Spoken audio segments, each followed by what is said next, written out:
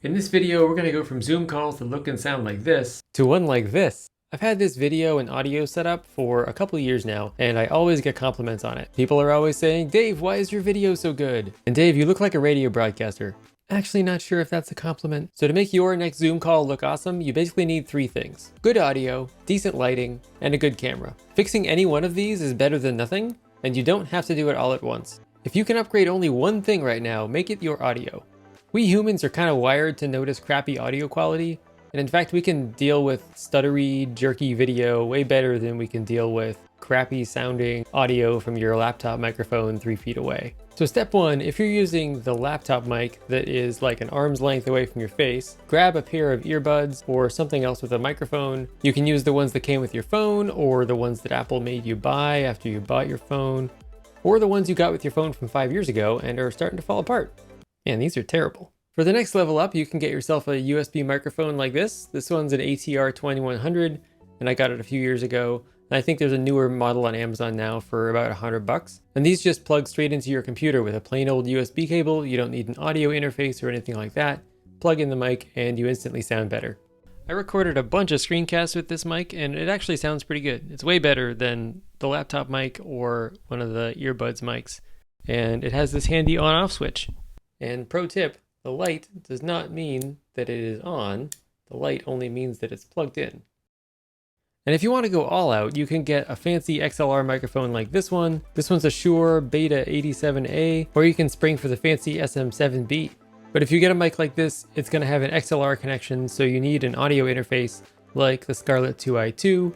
And then if you want to go totally overboard, you can run it through an audio processor like the DBX286S. And mount them all in a custom wood rack that you hand built out of maple. If you get a standalone microphone, it's a good idea to have a stand or some kind of boom arm. This one is a Rode PSA-1. And if you want to look like a radio broadcaster, get a pair of DT770 Pros. Step 2 to leveling up your audio calls is to use better lighting. There's generally a couple things to avoid. First, don't have light straight behind you, like a bright window. It blows out the camera and your face will be all dark and it'll just look terrible.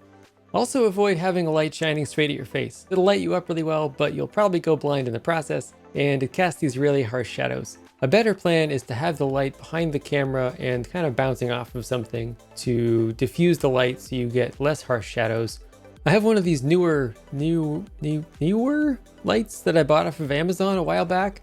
I just shine it at a window shade and it kind of bounces the light back at my face, and so the shadows aren't too harsh.